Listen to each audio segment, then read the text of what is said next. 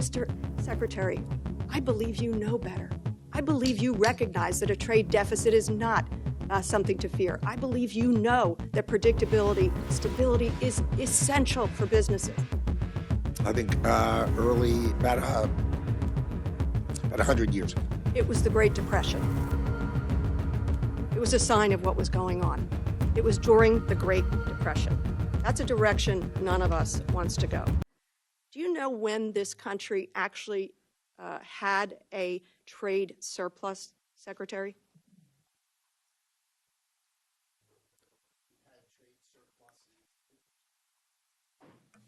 The president likes to speak about before. No, historically. When did we have a trade surplus? I'm not talking about the president. Historically. I think about 100 years ago. It was the Great Depression. It was a sign of what was going on. It was during the Great Depression. That's a direction none of us wants to go. Tariffs. It's 90 days. We're going to have 90 deals in 90 days. Then there's a 90-day pause. Many of these tariffs, as they say, punishing. Tariffs on things that make no sense whatsoever. Where are we going to go with the remaining deals? I know of one deal that has been apparently resolved with the United Kingdom. We got 89 more deals to do in just a few more days. Where are we on those deals? We are in the midst of negotiations with dozens and dozens of countries. We could sign deals, but they're only going to get better as we negotiate them.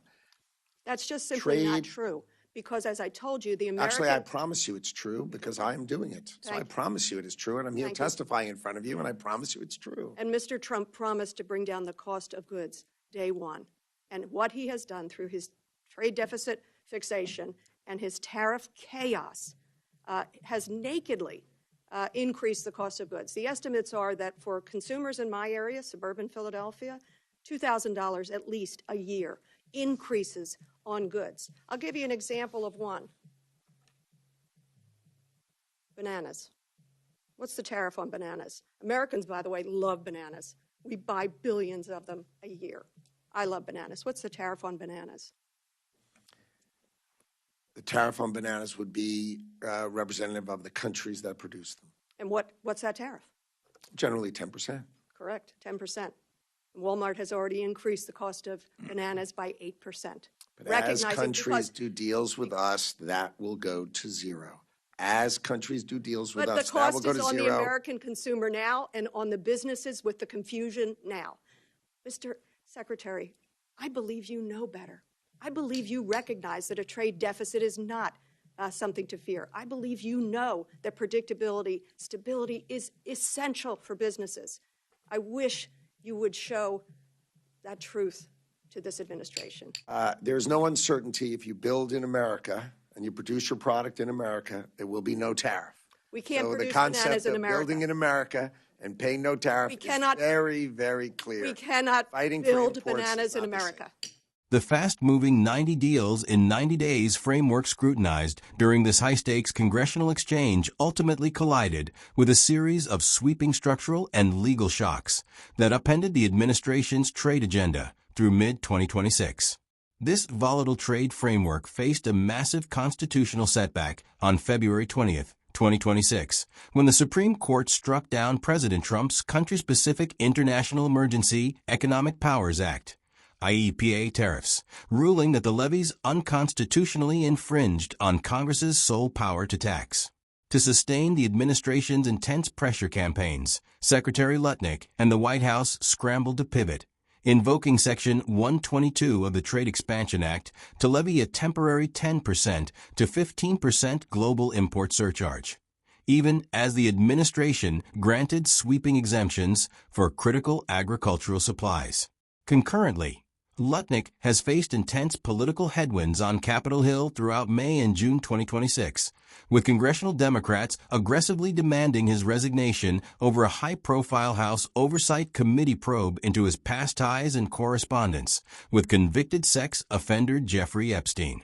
During the sharp line of questioning that predicted this structural gridlock, Representative Madeleine Dean of Pennsylvania focused heavily on the immediate microeconomic impacts hitting her suburban Philadelphia constituents, using the hearing to press the administration on what she characterized as a chaotic approach to trade that disrupts marketplace stability. The confrontation peaked when the discussion shifted from broad economic metrics to a specific household staple, bananas. When pressed by Dean on the exact tariff applied to the fruit, Lutnick acknowledged a general baseline rate of 10% depending on the originating nation. Dean quickly countered with real-world consequences, noting that retail giant Walmart had already reacted to the trade policy by hiking banana prices by 8%. When Lutnick sought to defend the core policy by declaring, "If you build in America and you produce your product in America, there will be no tariff," Dean bluntly highlighted the geographical absurdity of the logic, firing back that we cannot build bananas in America. Beyond individual grocery prices, the Commerce Secretary vigorously defended the administration's broader framework, which relies on a rapid-fire schedule of 90-day negotiation windows. While critics like Dean point to this fast-moving strategy as a primary driver of market confusion and corporate anxiety, Lutnick maintained that the aggressive posture provides necessary leverage. He asserted that current negotiations with dozens of international partners are actively underway and predicted that multi-nation tariffs would drop to zero as foreign governments concede to more favorable bilateral trade deals. The tense hearing also touched on deeper historical and macroeconomic disagreements regarding trade deficits.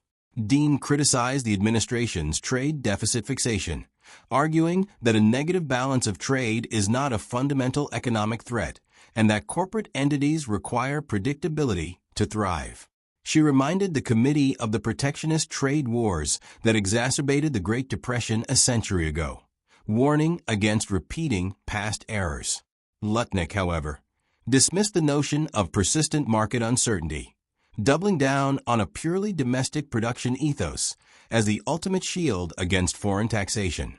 This high-profile legislative clash underscores the deep-seated ideological divide currently shaping American trade policy. While the executive branch views sweeping tariffs as a vital tool to compel international cooperation and bring manufacturing back to U.S. soil, lawmakers on Capitol Hill are increasingly amplifying the warnings of domestic businesses and consumers. As supply chains adjust to the ongoing trade frictions and the ongoing mid-2026 legal realignments, the political fight over whether tariffs act as a leverage tool or an inflationary tax on working-class Americans continues to intensify.